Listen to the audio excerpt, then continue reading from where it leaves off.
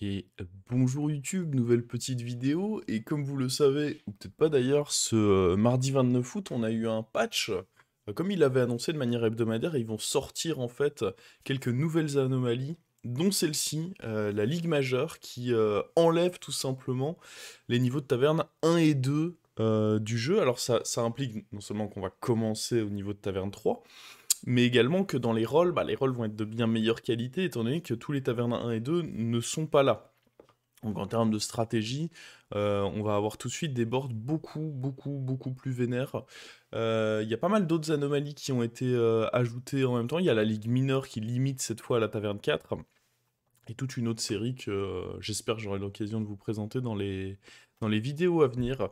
Mais c'est plutôt pas mal ce système. Ils avaient déjà fait ça la dernière fois pour quand ils avaient sorti les nouvelles tribus, ils n'avaient pas tout sorti d'un coup. Et là, pareil, histoire de laisser un petit peu de nouveau contenu chaque semaine, il y a des nouvelles anomalies qui vont sortir. Et donc déjà là, on a un shop intéressant. Parce que dans ce shop, on a de l'écho, on a du boost et on a une bonne créature de tempo. Les trois créatures à gauche, hein. 5-2, ça nous fait du boost. La 3-3 fait de l'écho. La question, c'est de me dire, bon, prochain tour, j'ai 4 gold, est-ce que j'ai besoin de l'écho? Et en vrai, à la base, je voulais partir pour le tempo, et me dire que l'écho sera surtout importante le tour d'après. Et puis, je vais réfléchir un peu, je vais me dire, mais attends, avec justement le boost qui est dans la taverne, c'est pas si mal que ça d'avoir déjà de l'écho au prochain tour. Et je vais du coup opter au final pour ce petit robot qui va me donner une pièce d'or au début du prochain tour. On n'a pas de token évidemment vu qu'il n'y a pas de taverne 1, mais ce petit robot joue un rôle de super token, j'ai envie de dire, vu que ça va être un token, un gold à tous les tours. J'ai tendance à dire super start. Et puis là, on se fait plaisir. Parce que du coup, donc j'ai 5 gold, je peux, comme c'était prévu, achat, revente, ce bébé étincelle, qui va du coup me donner un petit plus 4 au total, réparti entre plusieurs serviteurs.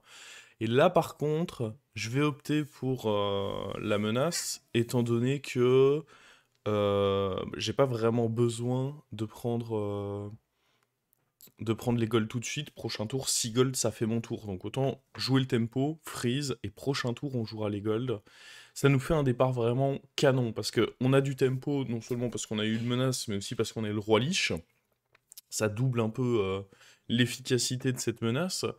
Et en plus de ça, on a de l'écho qui est en train de se construire avec ces petits robots, donc on est très bien. Silas ici qui va prendre dès le tour 2, bam, une grosse calotte. Bah ouais, parce que du coup, ça fait aussi que si à un moment vous êtes un peu plus faible que votre adversaire sur les tout premiers tours, ça coûte directement très cher en points de vie. C'est pas comme quand vous êtes taverne 1 et que vous êtes moins fort que votre adversaire. Bon bah tu vas prendre 4 dégâts quoi, c'est raisonnable. Là en termes de dégâts, c'est tout de suite beaucoup plus violent. Donc évidemment, on achète le deuxième accordéotron. Et à côté, bah, on va pas prendre la 4-2 parce qu'on a qu'un seul type de serviteur, donc on va simplement prendre la Naga. C'est un bon body à l'heure actuelle, et en plus de ça, ça a l'avantage de pouvoir prendre des boosts un peu plus tard. Et on va avancer un petit peu directement jusqu'au combat contre Thorim. Thorim ici, qui a pas un mauvais start, hein, le fait de se donner 2 gemmes, ça lui donne quelque chose de sympa. Et, euh, Et Thorim ici, bon, contre lequel on est méga favorable parce que nous on est vraiment très fort, mais ce qu'il a est loin d'être ridicule. Et puis surtout, vous allez le voir, le petit Thorim là, il s'en sort très bien, tous les trades se goupillent bien, et il va s'en sortir avec son petit taille à 10%. Et nous, on le voit là, les 2 golds à chaque fois me mettent très bien, parce que là, les 2 golds font que bah tout simplement je peux level up, plus faire un achat. Donc vraiment en termes de curve, ces deux accordéotrons sont en train de me donner un avantage très considérable sur la partie. Et là, je pourrais prendre la paire sur la menace et me dire bon on est full tempo c'est bien. Mais avec le roi Lich, il y a quand même une carte qui est très intéressante, même si pas tout de suite, c'est ce Murloc. Donc moi ce que je trouve pas mal c'est d'acheter ce Murloc dans la main. Évidemment pas faire le pouvoir dessus dès ce tour parce que tout simplement on n'a pas de créature dans la main. Mais prochain tour, un tour qui est facilement imaginable, c'est de faire triple achat tout simplement. Prochain tour, je vais avoir 7 gold naturels, plus les 2 gold des accordéotrons. On sera sur 9. Donc je peux acheter 2 serviteurs que je mets sur mon plateau, plus un serviteur que je garde en main et que je fais booster à travers lui. Et puis ce qui est bien, et encore une fois, il faut vraiment garder ça en tête avec cette anomalie, c'est que quand vous faites un up 4 comme ça, vous avez quand même beaucoup de chances d'avoir des tavernes 4, tout simplement parce que bah, il n'y a pas de taverne, il y a pas de taverne 1 et 2 à avoir dans les shops, quoi. Donc vous êtes quasiment garanti d'avoir, vous êtes quasiment garanti d'avoir de très bonnes tavernes. Il faut vraiment penser à ça, c'est que le pool, le fait que tout, bon les tavernes 1 encore, il n'y en a pas tant que ça, mais c'est déjà ça. Et tous les tavernes 2, et ça il y en a une flopée, sont retirés également du pool. Ce qui augmente, bah, on le voit là, considérablement la qualité de ce qu'on récupère. Et du coup là, à nouveau un bébé étincelle qui va être récupéré, le méca tank pour le tempo, et puis bah, cette menace qu'on va garder du coup dans la main. Parfait comme créature à garder dans la main, cette menace. Et là, bah là je me dis déjà, on est tellement bien que je vais pouvoir envisager des bons level up là, hein. Ça va pouvoir partir. Hop, on va avancer ces 40 secondes. Oh, je deviens bon en timing de saut là. Directement, on arrive sur le combat. Et on voit bon, un adversaire qu'on devrait pas avoir trop de mal ici à battre. Le mécatank joue un gros rôle, hein, évidemment. Déjà qu'on était pas mal en tempo avant, mais le mécatank joue vraiment un super rôle. Là, on a boosté de... En plus d'avoir des gros pourcentages favorables sur nos combats, on booste de plus 10 la carte dans notre main. Donc là, je dirais qu'on est très bien. C'est difficile de pas être d'accord avec ça, je pense. Ah là, ah là, on lui tue pas Schmar, c'est fini les bêtises. Et encore une large victoire. Bon, après, j'imagine assez facilement que ça doit être le genre d'anomalie où c'est tout ou rien, hein. Soit vous avez... d'ailleurs, je conseille un héros un peu tempo comme le Roi Lich ici. On s'est pas penché sur le choix du héros, mais c'est vraiment excellent. Mais ouais, je conseille vraiment de partir voilà, sur des héros qui vont pas prendre trop cher en début de partie parce que ça peut aller très vite. Et là, donc, on va up, on a un triple. Je vais en taverne 6 évidemment sur ce triple. Et là, je vais me dire, est-ce que... En fait, c'est dommage de freeze ça tout en faisant le up, surtout que le tour d'après, j'aimerais bien up également. Donc, bah, mon raisonnement, ça va être de me dire que, au final, en plus, j'ai pas forcément envie de garder un serviteur dans la main. C'est comme une grosse créature, donc je vais me séparer déjà du Murloc. Je vais me dire que, mine de rien, c'est une game qui est censée aller vite. Donc, je vais pas perdre trop de temps à faire des boosts. Et là, on a des choix intéressants. Alors, je vais évidemment pas prendre Atissa, j'ai rien pour faire des boosts avec elle. J'aurais pu prendre Uther, mais je trouve que le Orgozoa, là, il est pas mal du tout, hein. Pour me faire de l'écho. Bon, là, les choix sont pas ouf. Je vais prendre Jeu du Cirque un peu par défaut. Mais, alors, j'hésite à magnétiser, et puis au final, non. Ouais, j'aurais pu faire cet échange en fin de combat. C'est pas très grave que ça se soit pas fait. Le fait d'avoir mis ici mon... Le fait d'avoir mis ici mon magnète sur... Mon magnète d'accordéotron sur le mécatank, ça fait que bah déjà j'ai tout intérêt à garder ce mécatank parce qu'il me donne, en plus de son effet de tempo, il va me donner 2 goals par tour. Mais ça fait surtout que bon, il est beaucoup plus protégé, quoi. Il a gagné 10-10 en stats. Il y a quand même beaucoup moins de chances de le voir mourir prématurément dans notre combat. Et en plus de ça, je lui mets Reborn, histoire de vraiment se dire que on est, euh, on est très bien, on peut pas se faire snipe. Et écoutez, j'ai envie de dire, ça continue, hein. Ça continue. On fait ça. On récupère. Alors là, j'aime beaucoup la nageuse silencieuse. Pouvoir donner camouflage ici à... Donner camouflage ici à notre mécatank, ça n'a pas de prix. Ça n'a pas de prix, ça n'a pas de prix. Et bah, on va pouvoir aller acheter. Il y a 2 créas intéressantes ici, chacune dans leur type. Leroy va être très bien si on affronte des mechas. Et la indice sera plus forte contre d'autres types de boards. Typiquement contre mort-vivant, Leroy, bon, c'est pas le meilleur. Là, je vois que ça joue serviteur varié, mais je vois sur le tracker qu'il avait les 2 nagas qui peuvent avoir shield. Donc je vais me dire que le Leroy, c'est pas trop mal. Et puis là, mon pouvoir héros va d'ailleurs aller sur ce Leroy, parce que Mettre sur menace, bon, c'est un peu risqué. J'ai beaucoup de chance de, au final, pas forcément récupérer ce qu'il me faut. Mechatank, dans tous les cas, il est camouflé, donc c'est pas sur lui que j'ai envie de mettre le reborn. Donc là, le reborn sur Leroy, tout en faisant ce passage taverne 6, ça me semble très bien. On va faire un tout petit saut. Hop. Ça me semble très très bien ici. Donc là, on voit, on arrive taverne 6. C'est beaucoup plus simple de rush taverne 6, évidemment, quand vous commencez directement taverne 3. Mais bah, on a encore beaucoup de points de vie. On a même tous nos points de vie, en réalité, hein. Alors, et en face, mine de rien, ça... Bon, là, on a un Leroy qui a fait du très très gros travail. Le Leroy, là, oh, il a fait du sale, hein. Il a fait du très très sale, là, le Leroy. Falloir voir, là, ce qu'il a dans... Oh oui, en plus, je vois les hits de l'adversaire, là, c'est... Les hits de la... Il est pas gâté, là, l'adversaire, hein. Ah, heureusement pour lui, il tue cet Orgo... Ouais, mais encore, ça change rien, parce que je pense que, dans tous les cas... Je lui mets les 15 de la limite. Et puis là, on arrive tour 8 et il y a un mort, donc plus de limite de dégâts. Donc là, si on est plus fort que nos adversaires, on peut se régaler.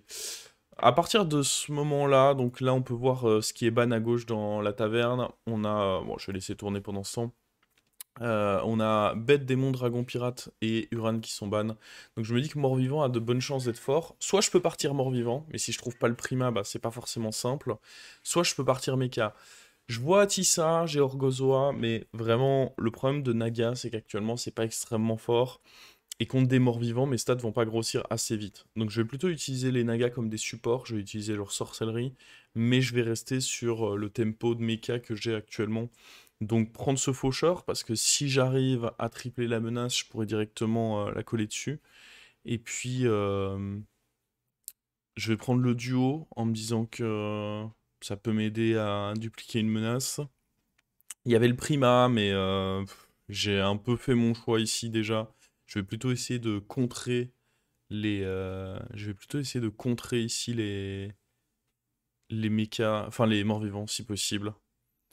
D'ailleurs, je joue directement contre un joueur de morts-vivants et je vais avoir envie de lui mettre le paquet là. Hop.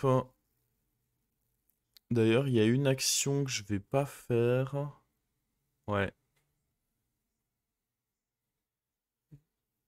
Ici, je vire le camouflage et j'aurais pu également virer. Mais bon, on voit que niveau action, je suis déjà limite. Mais ça aurait été bien de virer également le Orgozoa et déjà rentrer le duo. Ça. Ok, le Orgozoa peut me donner un petit truc utile pour le prochain tour, mais déjà rentrer le duo maintenant, ça aurait été pas mal. Je m'en suis rendu compte sur le moment.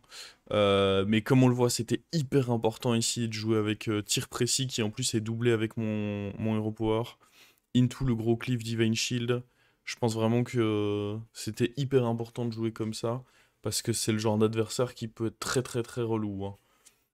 Sa quête en plus, j'imagine que c'est de récupérer des morts-vivants en balle. Donc ouais non, lui il fallait le calmer. Vraiment très très important de le calmer ici. Et en fait, à la base, dans mon tour, si j'ai pris autant de temps, c'est que j'avais pas forcément prévu de rentrer la 3-4 tout de suite. Puis quand j'ai vu que j'étais face à un joueur de mort-vivant, je me suis dit, bah si, en fait, il faut le faire. Il faut le faire et ça me permet de le tuer. Et ça, c'est vraiment un joueur qui aurait pu être problématique sur le long terme, hein. Ça fait vraiment partie des joueurs qui étaient en train de construire une grosse partie. Et là, on le calme tout de suite. Pas de, pas de dinguerie pour toi, monsieur Denetrius. Et bah écoutez, on continue. Évidemment, recherche de magnétisme et plus précisément la menace. Ce serait fort. Là, on voit que ça joue Uran. Donc, si à un moment j'ai envie de me débarrasser de mon tir précis, je peux. Après, c'est jamais mauvais. Tir précis into cleave, ça reste toujours bon. Là, mine de rien, j'ai prévu de faire des beaux magnettes dans pas longtemps. Et il y a ce beatboxer qui arrive dans la taverne. Il y a aussi ce Hutter qui peut me permettre de booster un magnette.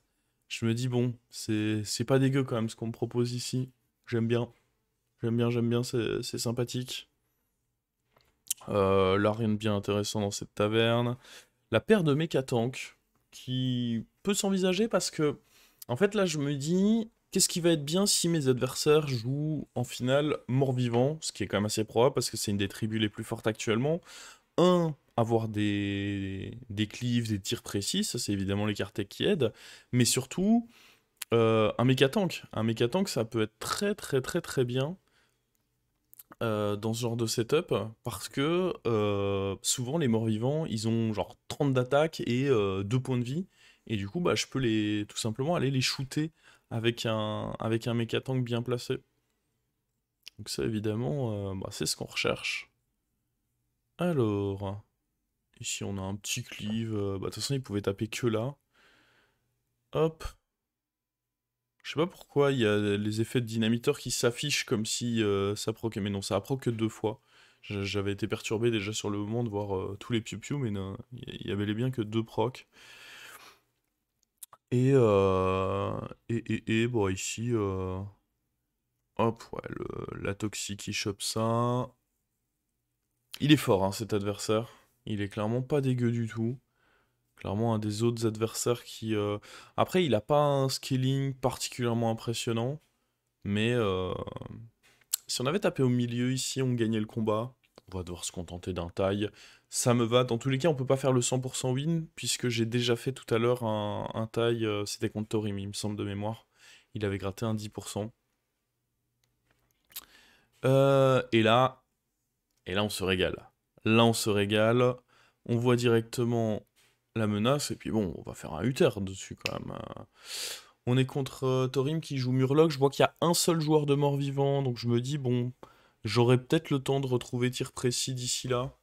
Donc je vais me permettre de le retirer. On retire le tir précis. Il n'y a pas beaucoup de temps, mine de rien, pour jouer, donc faut pas forcément trop traîner. On transforme ça. On achète. On joue beatboxer. On va mettre ce 32 stats directement là-dessus. Et là, bon, ça fait un beau beatboxer, un beau cleave. On aime. On prend le zap, Kartek au cas où. De toute façon, les deux autres, c'est des cartes de construction. On n'en veut pas forcément pour le moment.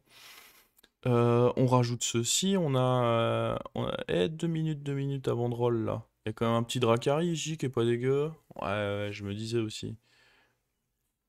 Et puis ici, on a un fort mobile qui, mine de rien, je viens de donner taunt à mes 2 plus gros serviteurs. Fort mobile est pas mal du tout. Je sais plus où je vais mettre. Ouais, c'est pas ouf de le mettre là.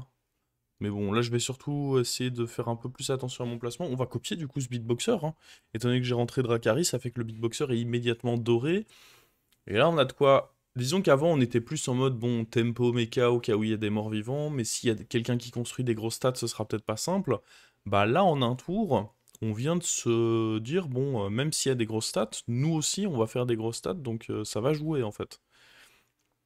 D'ailleurs, Thorim qui était en train de faire une bien belle partie ici. Mais ouais, on est extrêmement gros. Voilà. Là, nous on fait une partie, elle est colossale hein, cette game là. Elle est tout simplement colossale la game qu'on est en train de jouer.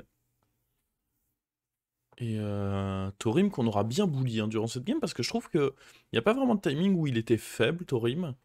Il a vraiment fait une pas trop mauvaise game. Mais juste, bah, on avait trop tout simplement, hein. On avait juste trop. Ça a été assez violent ce qu'on a fait. Le panda qui nous inquiétait un peu et qui est mort également. Là, évidemment, l'accordéotron, bon, c'est un excellent achat. Tout simplement parce que ça me donne... Bon, là, il n'y a rien de fou sur le triple. On va prendre l'élémentaire de surprise au cas où, mais j'y crois pas énormément. Accordéotron qu'on prend. Ça fait 3 gold, mine de rien, tous les tours ensuite. Là-bas, je vois que ça joue Murloc. Je sais plus si j'achète cette 4-4. Le problème, c'est contre Mort-Vivant, elle est nulle. Après, contre lui, je me dis, imaginons, il fait vraiment des méga grosses stats. Est-ce que ça peut être bien de le prendre? Et puis, je vais surtout me dire, bah écoute, Manoroth, en réalité, ayant un shield dans la main, c'est vraiment pas dégueu, Manoroth. Ça, je le prends, et de mémoire, je vais le mettre plutôt sur le méca tank. Et encore des golds. Encore une fois, bon, un tour pas trop mal. Pas aussi dingue que le tour d'avant, mais on reste pas trop mal. Je vais vendre au final cet élémentaire de surprise, hein. Il faut se rendre compte qu'il nous servira pas à grand chose. On continue à mettre les petits magnettes. Et là, je me rappelle une erreur que j'avais faite dans une vidéo récemment. Je sais pas si vous vous en souvenez, ça avait été de garder trop longtemps mon scaling, notamment le fort mobile. Là, je vais quand même faire attention que, bon, on est déjà plus que 3 dans la partie, dont un joueur de mort-vivant, fort mobile, donner des points de vie comme ça, enfin, c'est surtout l'excès d'attaque que vous donnez à vos créatures contre un joueur de mort-vivant, ça sert pas forcément, vu que de toute façon, toutes les créatures ont peu de points de vie. Donc ici, on va pas trop tarder avant de se débarrasser de ce fort mobile. Bon, là, malheureusement, ça tape dans le shield. Ici, ça aurait pu faire mal. En vrai, il faisait peur, lui, un peu, hein.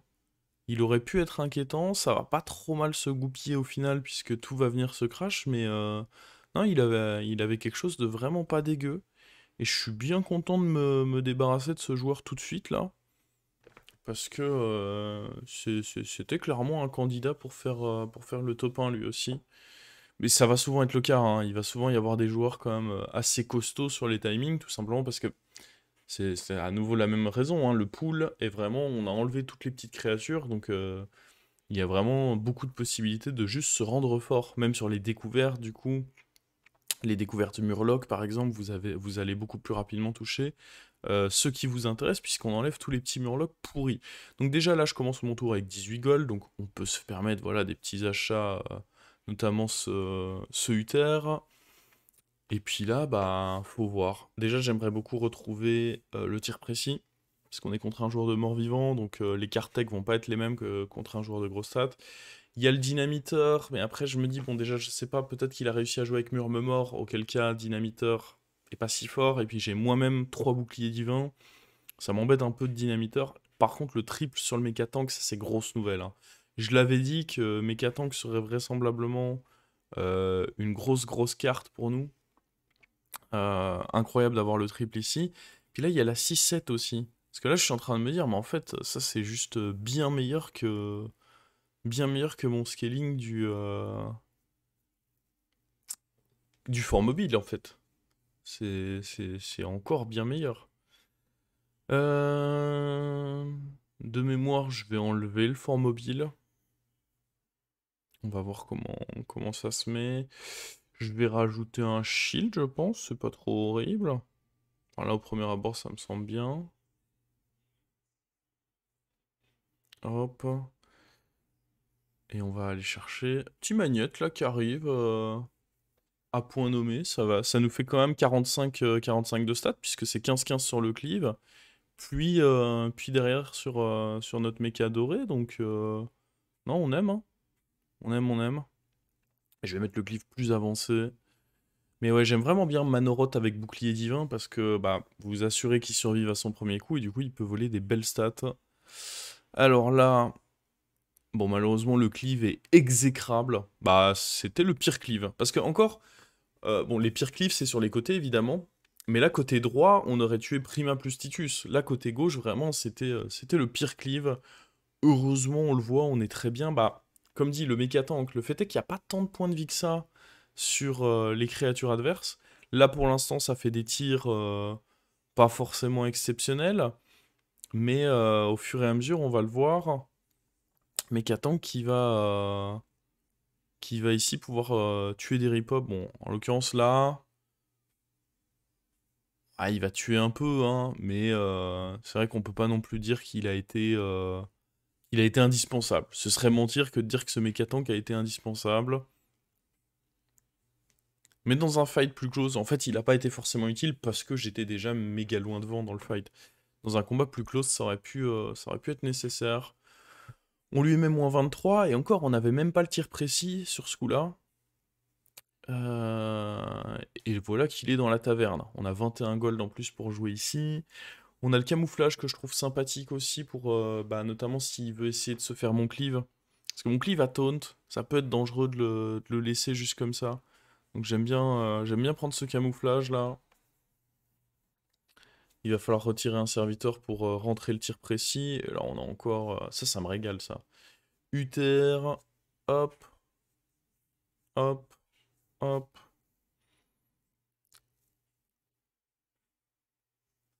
On lui donne camouflage parce que là j'ai que 2 tonnes, donc sur un Leroy ça pourrait être embêtant. Et là je vais me dire, ouais, c'est quand même pas mal de rajouter d'autres taunts. Parce que... d'autres taunts, d'autres shields aussi, voilà, des petites cartes avec des petits trucs qui font que J'augmente mes chances que ce combat soit le dernier combat, tout simplement. Un autre camouflage. En vrai, j'aurais limite pu le mettre sur... J'aurais limite pu le mettre sur mon gros taunt, ce deuxième camouflage. De mémoire, je vais pas faire ça. Mais très honnêtement, j'aurais pu. Là, je vais camoufler lui. C'est pas... Ce qui est pas mauvais non plus, hein, attention. C'est pas mauvais. Déjà, j'aurais pu... Alors, ce que j'aurais pu faire ce tour, c'est donner taunt à Dracari. J'avais les golds pour, il me semble. En l'achetant avant et puis en revendant le zap. Et puis j'aurais pu camoufler mon gros serviteur parce que, bon, on s'attend à un Leroy ou bien à ça. C'est vrai que ça aurait pu être embêtant. Bon, il s'avère qu'on va le double snipe. Voilà, ça aide grandement. Puis de toute façon, vu que j'avais camouflé le faucheur, bon, c'était le plus important, on va dire. J'ai pas eu, alors en termes d'enlever des reborn, la Sindoré a pas été incroyable, mais bon, je peux pas me plaindre non plus parce que le rôle de la Sindoré, ça a surtout été d'aller tuer une créature qui aurait pu m'enlever 150 plus de stats. Donc on n'est pas mécontent. Hop, et ici, ah, autant le méca-tank la fois d'avant, on avait dit qu'il avait été potentiellement pas si dingue que ça. Là, il vient quand même d'aller sniper le Titus, histoire de limiter les bêtises. Le cleave, qui a le temps de réattaquer, qui en remet une couche. Bon, voilà. Comme prévu. La partie qui se déroule bien. Le fait d'avoir plein de cartes tech contre mort-vivant. Ah, des piou-piou, plus le Sindoré, à qui on peut donner Reborn en plus le cleave, c'est pas mal du tout. Bon, bah forcément, perfect game. J'ai pas perdu un seul fight, j'ai pas tout gagné. Par contre, il y a eu 2 tailles dans le lot, donc j'aurais pas à nouveau le haut fait d'avoir tout gagné. Je l'avais déjà, pas de problème. Mais ouais, plutôt bon, bonne expérience, hein. Je sais pas ce que vous en avez pensé sous cette nouvelle règle. Il y a une autre série de nouvelles règles qui sont sorties, mais comme dit, je les ai plus toutes en tête. Mais bon, de toute façon, vous aurez le plaisir de les découvrir soit en live, sinon lors des prochaines vidéos, tous les jours à 18 h. Et puis en ce moment, je me chauffe pas mal à faire des vidéos supplémentaires qui sortent en général vers midi, début d'après-midi. Sur ce, je vous dis ciao YouTube. J'espère que ce patch sur les anomalies vous hype autant que moi. Et puis on se dit à une prochaine. Bye bye.